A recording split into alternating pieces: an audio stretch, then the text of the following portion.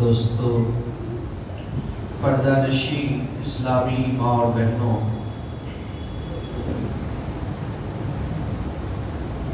اللہ تبارک و تعالی نے انسانوں کے درمیان مختلف رشتے بنائے ہیں۔ ان رشتوں کی اپنی الگ الگ اہمیت ہے۔ انہی رشتوں میں سے ایک اہم رشتہ رشتہ ازدواج یعنی میاں بیوی کا رشتہ ہے۔ یہ رشتہ اسلام کے اندر ایک انتہائی پاکیزہ رشتہ ہے، جس کے بہت سے دینی اور دنیاوی فوائد ہیں۔ اسی لیے اللہ تبارک و تعالی نے انسانوں کے درمیان جو سب سے پہلا رشتہ قائم کیا وہ میاں بیوی کا ہی رشتہ ہے، اور پھر اسی رشتے سے دوسرے رشتے بنتے چلے گئے۔ اللہ تبارک و تعالی نے اپنے برگزیدہ بندوں کا تذکرہ کیا ہے، انبیاء اور رسول کا ذکر کیا ہے، اور ان کے لیے اس رشتے کی خصوصیت کے ساتھ اللہ تبارک و تعالی نے ذکر کیا ہے۔ قرآن مجید میں اللہ نے کہا کہ وَلَقَدْ أَرْسَلْنَا رُسُلًا مِّن قَبْلِكَ وَجَعَلْنَا لَهُمْ أَزْوَاجًا وَذُرِّيَّةً،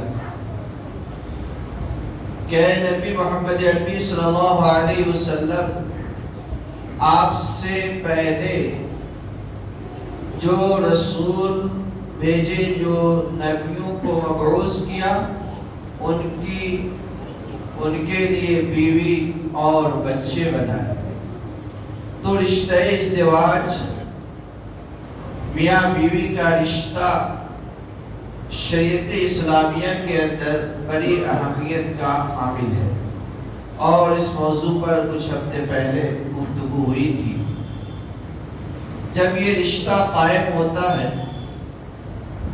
تو اس رشتے کو چلانے کے لیے آپسی محبت اور شفقت کی بڑی ضرورت ہوتی ہے، اور اللہ تبارک و تعالی نے اس کا انتظام اس طرح سے کیا ہے کہ نکاح کے ایجاب و قبول کے ساتھ ہی اللہ تبارک و تعالی بے مثال محبت اور لگاؤ پیدا کر دیتا ہے زوجین کے درمیان، جیسا کہ اللہ نے قرآن مجید کے اندر بھی کہا کہ وَجَعَلَ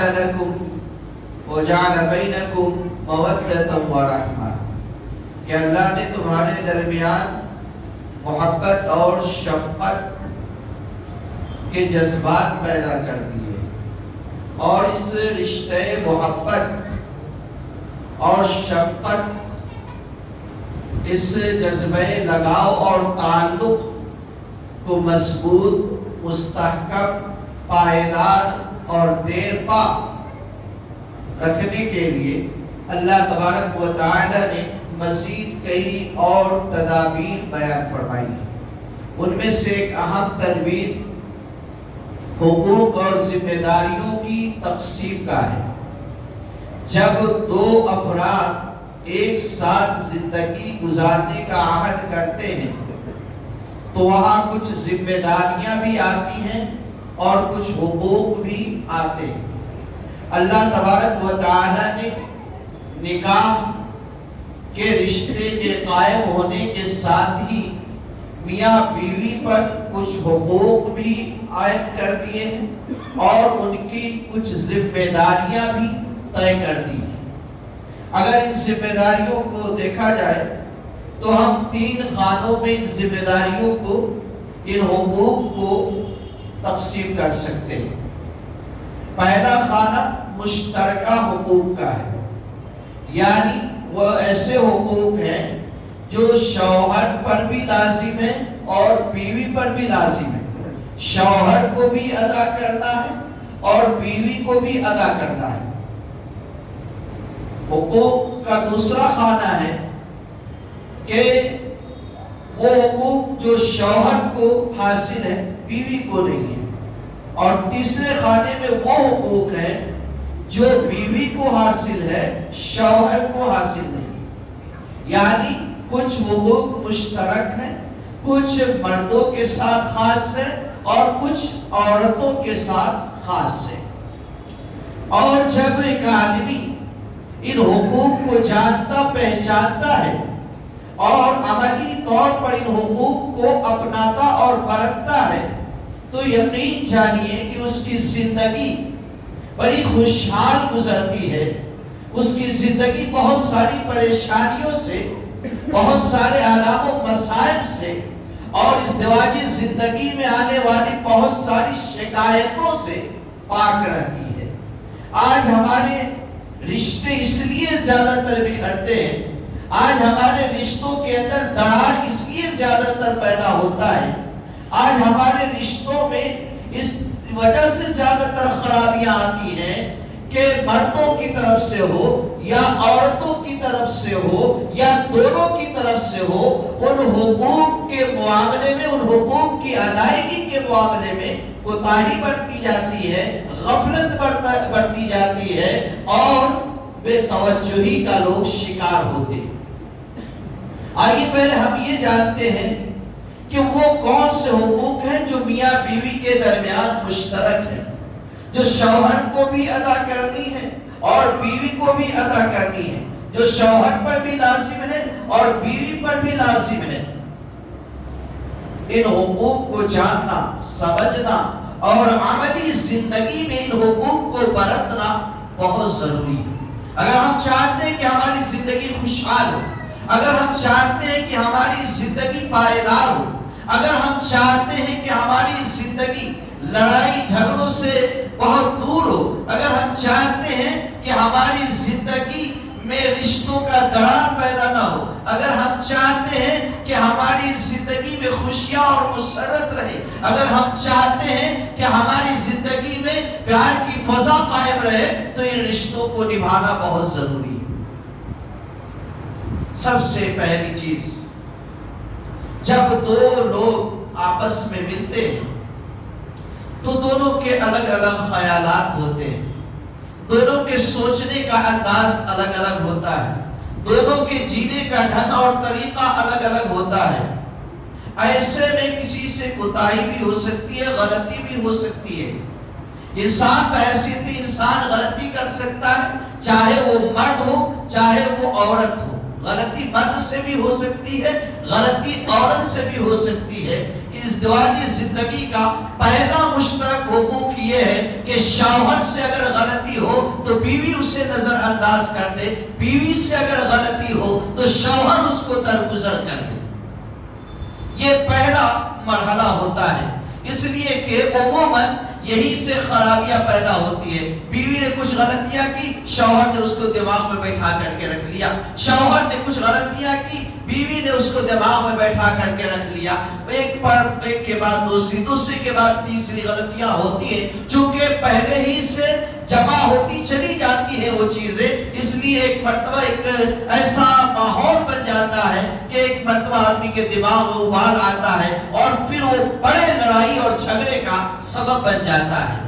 تو میاں بیوی کو سب سے پہلے جس چیز پر فوکس کرنا ہے اور جس چیز کو اپنی زندگی میں برتنا ہے وہ یہ کہ ایک دوسرے کی غلطیوں کو، ایک دوسرے کی لغزشوں کو، ایک دوسرے کے خطاؤں کو نظر انداز کر دیا کرے، جہاں تک ہو سکے ان غلطیوں سے چشم پوشی کرے، ان غلطیوں کو معاف کر دیا کرے، ان غلطیوں کو درگزر کر دیا کرے، اس لیے کہ جب غلطیاں درگزر کر دی جائیں گی، غلطیوں سے چشم پوشی کی جائے گی تو ایک خوشگوار ماحول قائم رہے گا۔ اللہ تبارک و تعالیٰ نے قرآن مجید کے اندر بیان فرمایا کہ یا ایھا الذین آمنوا، اللہ اہل ایمان کو خطاب کر رہا ہے، اللہ تبارک و تعالیٰ اہل ایمان کو خطاب کر رہا ہے، اور خطاب کے بعد کا جو انداز ہے، جو بات اللہ بیان کر رہا ہے اسے دیکھیں، پھر اس کے بعد اللہ تبارک و تعالیٰ جو ہدایت دے رہا ہے اس پر غور کریں۔ کہا کہ یا ایھا الذین آمنوا ان من ازواجکم و اولادکم عدو، اے لوگوں، اے ایمان والو، تمہارے تمہاری بیویاں اور تمہاری اولاد تمہارے دشمن ہیں. تمہاری بیویاں اور تمہارے اولاد تمہارے دشمن ہیں. دشمن ہونے کا مطلب یہ نہیں ہے کہ وہ تمہارے اوپر اٹیک کرتے رہتے ہیں. مطلب یہ ہے کہ ان کی وجہ سے، ان کی محبت کی وجہ سے، ان سے شفقت اور لگاؤ کی وجہ سے، ان کے فیور میں آ کر کے بہت ساری غلطیاں آدمی کر بیٹھتا ہے، جس کی وجہ سے دنیا کے اندر بھی کبھی اسے ذلت و رسوائی اٹھانی پڑتی ہے اور آخرت میں بھی اسے خسارہ اٹھانا پڑ سکتا ہے. تو اللہ نے کہا کہ تمہاری بیویاں، تمہاری اولاد تمہارے دشمن ہیں، فَاحْذَرُوهُمْ، تو تم ان سے آگاہ رہو، خبردار رہو، ہوشیار رہو، غفلت کی زندگی مت گزارو. اتنی بات اللہ نے کہی. اس کے بعد دیکھیں کہا کہ وَإِن تَعْفُوا وَتَصْفَحُوا وَتَغْفِرُوا. آگے اللہ نے بتایا کہ اگر تمہاری بیویوں سے، تمہارے بچوں سے کوئی غلطی ہو جائے، کوئی لغزش ہو جائے، کوئی خطا ہو جائے، تو ان کے ساتھ دشمنوں والا ٹریٹ مت کرو، دشمنوں والا سلوک مت کرو، دشمنوں والا رویہ اختیار مت کرو، بلکہ وَإِن تَعْفُوا وَتَصْفَحُوا وَتَغْفِرُوا. اللہ نے تین الفاظ جو تینوں ایک دوسرے کے مترادف ہے، معنی میں تھوڑا تھوڑا سا فرق ہے، اللہ نے بیان کیا ہے کہ ان کو معاف کر دو، ان سے درگزر کرو، ان کی غلطیوں کو نظر انداز کر دو. فَإِنَّ اللَّهَ غَفُورٌ رَحِيمٌ. اور اللہ نے یہ امید دلائی کہ تم معاف کرو گے، اللہ تمہیں معاف کر دے گا، اس لیے کہ اللہ تبارک و تعالی بہت معاف کرنے والا اور بہت رحم کرنے والا ہے. تو اللہ نے اس آیت کریمہ کے اندر خصوصیت کے ساتھ تعلیم دی ہے کہ بیوی بچوں سے اگر غلطیاں ہوتی ہیں، لغزشیں ہوتی ہیں، تو ان کو درگزر کر دیا جائے. کچھ غلطیاں ہوتی ہیں جو تعلیم کا متقاضی ہوتی ہیں، وہاں تعلیم بھی ضروری ہے، لیکن عام غلطیوں کو نظر انداز کر دیا ہے. ان غلطیوں کو دل میں بیٹھا کے دماغ میں داخل کر کے نہ رکھا جائے. ان غلطیوں کی بنیاد پر آپس میں نفرت و عداوت نہ پالے جائیں. ان غلطیوں کی بنیاد پر آپس میں بغض و عداوت کی آبیاری نہ کی جائے. یہ مقصود ہے. جب شوہر سے کوئی غلطی ہوئی، بیوی نے اسے چشموشی کی نظر انداز کر دیا، اس کو ذہن و دماغ سے نکال دیا.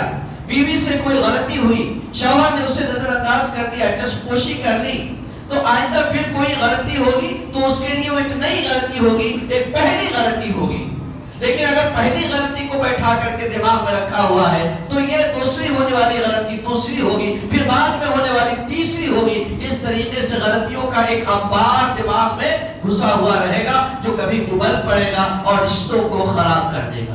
اسے اللہ تبارک و تعالیٰ نے عفو و درگزر کا حکم دیا. اس لیے ایک شوہر کو بھی اپنے ذہن و دماغ میں رکھنا چاہیے اور ایک بیوی کو بھی اپنے دل و دماغ میں رکھنا چاہیے کہ شوہر سے غلطی ہو جائے بیوی درگزر کر دے، بیوی سے غلطی ہو جائے شوہر درگزر کر دے.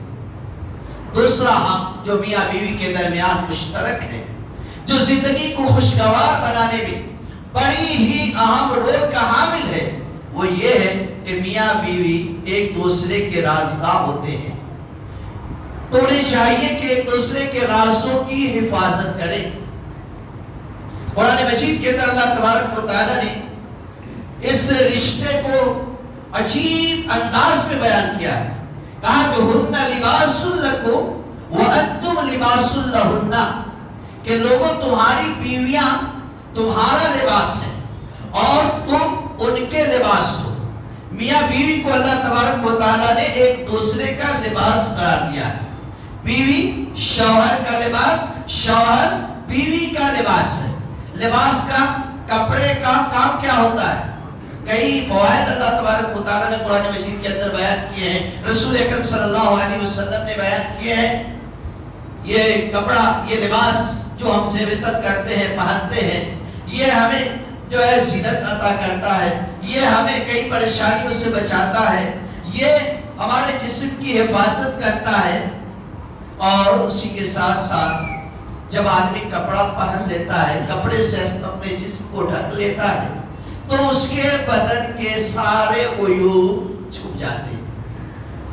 یہ کپڑا اس کے بدن کے سارے عیوب کو چھپ جاتا ہے. میں نے یہ جبہ پہنا ہوا ہے، یہاں سے لے کر یہاں تک اور یہاں سے لے کر وہاں تک میرے جسم میں داغ ہے، دھبے ہیں، زخم ہے، پھوڑے ہیں، کیا کٹا ہے، پھٹا ہے، کیا ہے، کسی کو نظر آ رہا ہے؟ دیکھنے والا بالکل صحیح درست سمجھے گا، کوئی عیب، کوئی خرابی، کوئی نقص کسی کے سامنے نہیں ہے۔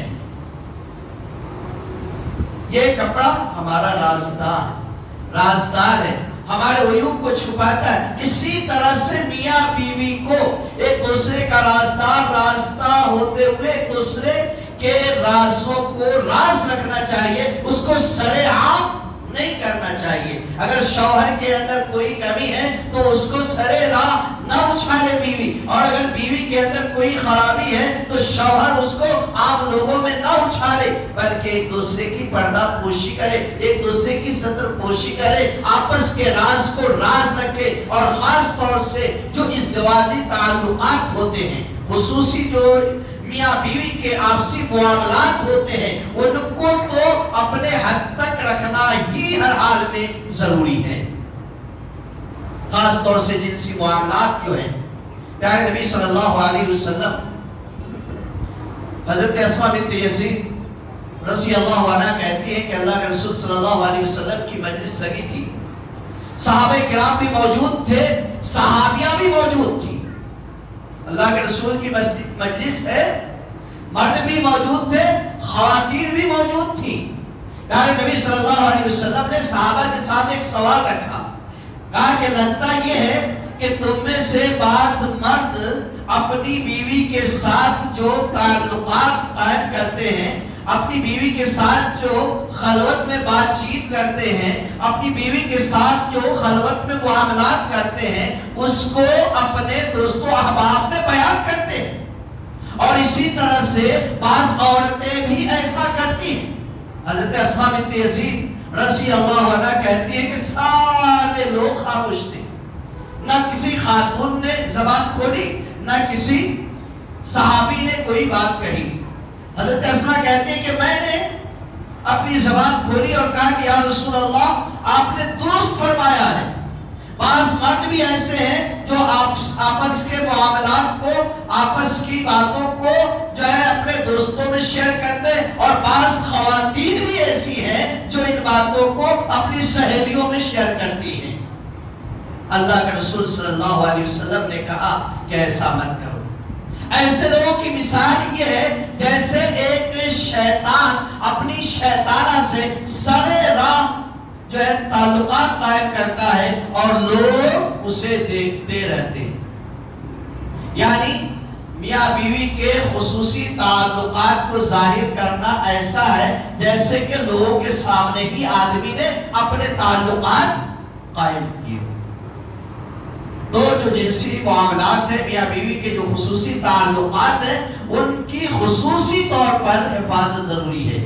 ہمارے نوجوان خاص طور سے اس معاملے میں بے توجہی کا شکار رہتے ہیں، اپنے دوستوں میں فن کے لیے، ایک دوسرے کو ہنسانے کے لیے، جو ہے دلچسپی قائم رکھنے کے لیے، دل لگی کے لیے یہ ساری باتیں جو ہے بیان کر لیتے ہیں یا سننے کے متمنی اور خواہش مند ہوتے ہیں۔ ایسا نہیں کرنا چاہیے۔ اللہ کے رسول صلی اللہ علیہ وسلم نے منع کیا ہے، روکا ہے۔ یہ میاں بیوی کے درمیان کے آپسی معاملات ہیں جو میاں بیوی کے درمیان ہی رہنے چاہیے، میاں بیوی کے درمیان ہی کو ہونا چاہیے۔ تیسرا مشترکہ حق جو شوہر پر بھی عائد ہوتا ہے اور بیوی پر بھی عائد ہوتا ہے، وہ یہ ہے، اور بنیادی حقوق میں سے ہے، کہ شوہر اپنی بیوی کے جنسی خواہش کا احترام کرے اور بیوی اپنے شوہر کے جنسی ضرورت کا احترام کرے، اور جب جس کو جیسی ضرورت ہو اس کو پورا کرنے کی کوشش کرے۔ اس لیے کہ شادی کے مقاصد میں سے ایک اہم مقصد یہ ہے کہ آدمی کی یہ نفسانی ضرورت جائز طریقے سے پوری ہو، تاکہ آدمی غلط راہوں پر نہ چل پڑے، ناجائز طریقوں کو اختیار نہ کرے، ناجائز راستوں کا راہی آدمی نہ بن سکے، اللہ کی ناراضگی نہ مول لے، اور معاشرے کے اندر کئی طرح کی خرابیاں اور برائیاں جو ان اعمال سے پیدا ہوتے ہیں، ان خرابیوں سے، ان برائیوں سے معاشرہ پاک اور صاف رہے۔ اس سلسلے میں پیارے نبی صلی اللہ علیہ وسلم نے ارشاد فرمایا کہ اذا دعا الرجل امرأته فأبت فبات غضبان لعنتها الملائکة حتى تصبح۔ پیارے نبی صلی اللہ علیہ وسلم نے ارشاد فرمایا کہ ایک آدمی اپنی بیوی کو اپنی انسانی ضرورت پوری کرنے کے لیے بلاتا ہے اور وہ بیوی انکار کر دیتی ہے، اس کی ضرورت پوری کرنے سے وہ انکار کر دیتی ہے، اور وہ شوہر غصے میں رات گزارتا ہے۔ ظاہر فطری چیز ہے، ایک آدمی ضرورت محسوس کرتا ہے، بیوی کو کہتا ہے، بیوی انکار کر دیتی ہے، ایسے میں غصہ آتا ہے، تو اللہ کے رسول نے کہا کہ فباتت غضبان، شوہر غصے میں رات گزارتا ہے، لعنتها الملائکۃ حتی تصبح، اس عورت پر اللہ کے فرشتے رات بھر لعنت بھیجتے ہیں یہاں تک کہ صبح ہو جاتی ہے۔ اگر عورت کے پاس کوئی شرعی اور جسمانی عذر نہیں ہے تو کسی بھی صورت میں اس سے انکار نہیں کرنا چاہیے۔ اگر شرعی عذر ہے یا جسمانی عذر، بیمار ہے جس کی وجہ سے تکلیف محسوس ہوتی ہے، پریشانی ہوتی ہے، تو الگ بات ہے، لیکن بغیر کسی عذر کے، صحیح عذر کے انکار کرنا جائز اور درست نہیں ہے۔ یہ ایسا معاملہ اللہ کے رسول نے فرمایا کہ لعنت الملائکۃ حتی تصبح، رات بھر اللہ کے فرشتے ایسی عورت پر لعنت بھیجتے ہیں یہاں تک کہ صبح ہو جاتی ہے۔ اس لیے ماں اور بہنوں کو اس بات کا پورا خیال رکھنا چاہیے۔ آج ہمارے معاشرے میں خرابیاں اس لیے بھی آتی ہیں کہ بہت ساری خواتین، بہت ساری عورتیں، بہت ساری بیویاں اپنے شوہروں کی ضرورتوں کو پوری کرنے کے لیے تیار نہیں ہوتی ہیں، خاص طور سے جب وہ عمر کا ایک پڑاؤ گزر جاتا ہے، اس کے بعد میاں بیوی میں مسائل کھڑے ہونے لگتے ہیں، اختلافات کھڑے ہونے لگتے ہیں، بنیادی وجہ یہی ہوتی ہے۔ تو یہ معاملہ صرف عورت کا نہیں، مردوں کو بھی شریعت نے پابند بنایا ہے، مردوں کو بھی شریعت نے پابند بنایا ہے۔ حضرت عبداللہ ابن عامر ابن عاص رضی اللہ عنہ بڑے ہی جلیل القدر صحابی، عبادت گزار، عابد الزاہد صحابی تھے۔ ایک لمبی حدیث ہے سنن نسائی کے اندر، اس کا اختصار امام بخاری رحمۃ اللہ علیہ نے بخاری کے اندر بھی بیان کیا ہے۔ ان کی عبادت گزاری ایسی تھی جس کی وجہ سے رات میں اپنی بیوی کو ٹائم نہیں دے پاتے تھے، دن میں جو ہے رات میں نماز میں گزار دیتے، دن روزے میں گزر جاتا تھا۔ ان کے والد حضرت عمرو بن عاص رضی اللہ عنہ شکایت لے کے اللہ کے رسول صلی اللہ علیہ وسلم کے پاس پہنچے۔ اللہ کے رسول نے ان کو بلایا اور کہا کہ مجھے یہ سننے میں آیا ہے کہ تمہاری راتیں نماز میں گزر جاتی ہے، دن روزے میں گزر جاتے ہیں۔ حضرت عبداللہ ابن عامر ابن عاص رضی اللہ عنہ نے کہا کہ یا رسول اللہ، جو باتیں پہنچی ہے میرے تعلق سے درست ہے، صحیح ہے۔ اللہ کے رسول صلی اللہ علیہ وسلم نے کہا کہ میرے صحابی ایسا مت کرو، وَإِنَّ لِجَسَدِكَ عَلَيْكَ حَقًّا وَإِنَّ لِعَيْنِكَ عَلَيْكَ حَقًّا وَإِنَّ لِزَوْجِكَ عَلَيْكَ حَقًّا، کہ میرے صحابی تیرے جسم کا بھی تمہارے اوپر حق ہے، تمہاری آنکھوں کا بھی تمہارے اوپر حق ہے، اور تمہاری بیوی ہے، تمہاری بیوی کا بھی تمہارے اوپر حق ہے۔ جب رات کو نمازوں میں گزار دو گے، دن کو روزے میں گزار دو گے، تو تم اپنی بیوی کے حق کو پورا کیسے کرو گے؟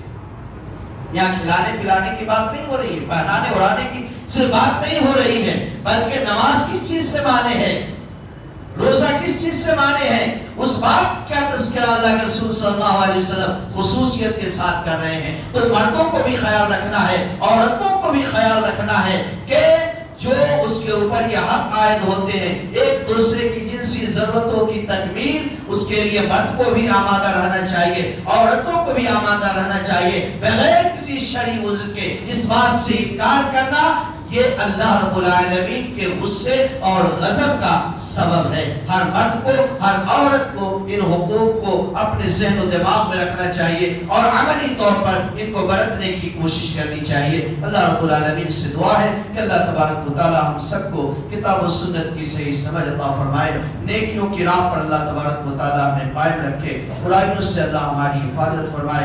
اللہ تبارک و تعالی ہمارے آلام و مصائب، پریشانیاں، تکلیفیں دور فرمائے۔ جو بیمار ہیں اللہ تبارک و تعالی ان کو شفا عطا فرمائے۔ جو پریشان ہیں اللہ تبارک و تعالی ان کی پریشانیوں کا ازالہ فرمائے۔ آمین۔ بارک اللہ لی و لکم فی القرآن العظیم ونفعنی وإیاکم بالآیات والذکر الحکیم، انہ تعالی جواد کریم ملک بر